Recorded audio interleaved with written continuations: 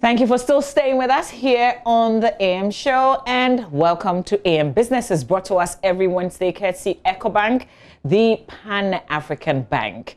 So the bold move by the government to sweep off major economic and bureaucratic hurdles to ease the cost of venturing into industrial enterprises have made manifest in the recent spring up of new competitive factories across the country. So far, 28 factories have been completed and fully operational, while 153 are currently at various stages of completion as new, revived or expanded factories.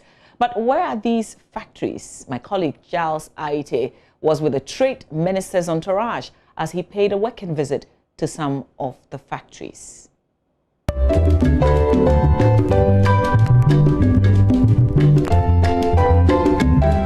In the first week of September, the Trade Minister Alan Tremantin made a whistle stop to various 1D1F factories, including the Amantin Agro-Processing Limited, a wholly owned Ghanaian company. Though nearing the final phase of completion, the factory is earmarked as one of the most modernized and fully automated industrial starch factories in the West African sub-region, with a total investment of $34 million. The company is currently cultivating 14,000 acres of farmland as its own plantation, while supporting thousands of local farmers to cultivate over 40,000 acres of farmland under an outgrower scheme, including 15,000 principal outgrowers. Part of our agenda as a government or as a country is to be able to do import substitution. That is, produce locally the things that we import. Now, if you want to produce things that you import locally, obviously you are not expecting government to go into production. We've tried this after independence. The government set up a number of state enterprises, and we know the fate of these state enterprises. So if we need to follow a path of producing for ourselves the goods that we import, again, we have to rely on the private sector. Alan Tremantin also made a stop at Premium Foods Limited, an agro-processing company located in Jachi Pramso in Kumasi and yet to be commissioned under the 1D1F program in November. We get maize, grains and soya coming together, we mill it into powder, and then it comes into the extruder. The extruder, you inject steam and water, treated water, to it. So it's like you are cooking. When you put something on fire, you boil it up, you attain high temperatures. When it starts boiling, you are cooking it. So it's the same thing. So we mix the soya maize into powder, you inject water, steam, and then it goes through the extruder to increase the temperature to about between 110 to 135 degrees. That will kill any microbiological objects in the product. So at the end of the day, the product will come out as a cooked product, one, and safe product to eat. But at this point, it's just the maize and the soya. Then it comes out as a pellet. We dry them, we have a dryer which we dry at a temperature of about 140 degrees to make sure that even whatever is still inside will be killed. And then we mill it again to powder. We mill it with this one, this is the hammer mill. We mill it into a powder, and then we fortify it with minerals, vitamins, and then we mix it up here in the mixer here. This is not government establishing state enterprises. How could you even imagine that government could have the expertise to do what this gentleman has done? So it is government working in collaboration with the private sector. That is what the One District, One Factory is all about.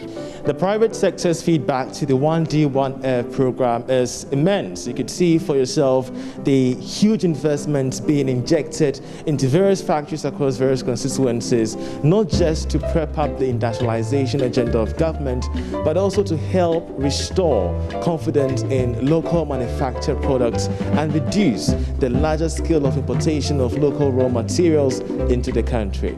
Here at the new factory of beverage firm Casapreco, the government, through the 1D1F initiative, has injected $28 million in tax waivers for the expansion and competitiveness of the factory at Kumasi in the Ashanti region. This soft drinks and juice line is going to do 35,000 bottles an hour over here.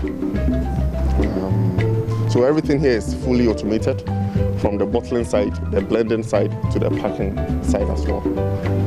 The factory itself is going to man at full capacity about 300 people, from engineering to marketing to warehousing. However, we have a lot of indirect employment as well, over 3,000 from our distributors and suppliers and transporters. So I think this will be the major factory within the 10 or so area that we are in now. Unless we create this critical mass of factories, where are we expecting that all these graduates would be engaged in? So for me, it makes a lot of sense that government is putting so much emphasis on this one district, one factory project. Again, it is also providing an opportunity for us to extend our reach beyond Accra and Tema. That's where the decentralization comes in. Well, this is yet another product of the One District, One Factory program of government. This is the factory of Casapreco in the Ashanti region. We're gathering this is going to be the largest in the region so far, with a tax waiver of $28 million. Already the MD has been interacting with us on the imports of this particular waiver and what it means to the factory. We're talking of the creation of over 300 direct jobs and 3,000 indirect jobs in that nature. Already we do know that the 1D1F has caught the eyes of the private sector, and more are willing to invest in this venture as it sees it's a much more profitable move. So far, Parliament has approved a total of $2 million in tax waivers on machinery, equipment and raw materials to be procured by 3 companies under the 1D1F program of government. For local factories like Joy Industries, these interventions are crucial for their timely survival. So we are pleading that the government should infuse our company into the 1D1F policy or program, so that we can also have some sort of assistance to make this company very big and then create more employment and jobs for the people. And I want to add that, government can easily not create employment. Yes, government should rather look at the various companies and create employment through the unfortunately on our part, the banks that we were dealing with, they were affected by the structuring of the financial sector. Our prayer now is the government should look at us as a company, because when you look at where we are operating from, we are located in a remote area. That's how I'll put it. Making a whistle stop at Ryder Steel in Kumasi, Trade and Industries Minister Alan Tremantin explained the reasons why government is bent on decentralizing the steel's manufacturing industry in Ghana. We're embarking on a major industrial transformation agenda, and all over the world where you see significant progress in industrialization, steel is always a major part of that. We have large deposits of iron ore, and we've identified the iron and steel industry as one of our new strategic anchor industries to diversify our economy. But before we get to that stage where we can mine our iron ore and then also add value and get steel. When completed, Ryder Steel in Kumasi is expected to employ about 900 to 1,000 workers within the community. We interacted with the general manager, TP Patnaik, who explained the entire process in accruing specific loans from the International Financial Corporation under the World Bank. Moving out from the Tema, we have all the steel factories in Tema, as the minister told her. We are trying to actually move out and come develop other region. This is a region which was not developed at all. Like if you see, the major reason was there was no power earlier. Now the country has excess power and power is available here. We said let's go and develop this place. Second is the market is, we are looking at North Market and the neighboring countries and inside of Ghana. Not only the port of Ghana, that's why we trade. And how has the feedback from government been so far? We have been pretty well, supported by them. We have been talking to them regularly. They have been very helpful on getting us all the permits, licenses, everything to be done. So, how much does it cost to establish this factory? This whole factory's projected cost is about $24 million, but it might go up a little bit. But already, Trade Minister Alan Tremantin has been detailing to Joy Business the need for industries to decentralize across the country, making his tour across several factories and business resource centers in Kumasi. The Trade Minister explained the reasons why government continues to inject capital in struggling and surviving factories to ensure the 1D1F project is completed.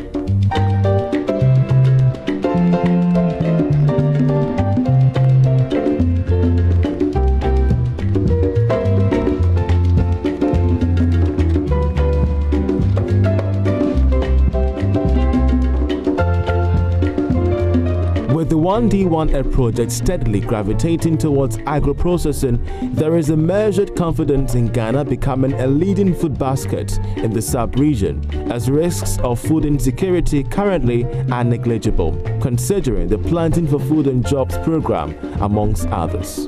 The week tour by the Trades and Industries Minister Alan Tremantin has brought out key issues pertaining local industries and manufacturing firms. The first has to do with their competitiveness for the African market, the second being government's intervention to revamp ailing industries, and the third being the capacity of most of these factories to meet demand not just in Ghana but across the world. So far, there are key concerns regarding the interventions and its implications on industry moving forward. But we've heard from the Trade Minister Alan Tremantin, who says that every little intervention government has injected into factories and the 1D1F projects is all aimed at expanding Ghana's manufacturing base to make it a giant, especially when the Africa Continental Free Trade Agreement area is coming to full force next year. I'm Charles Aita reporting for Joy Business.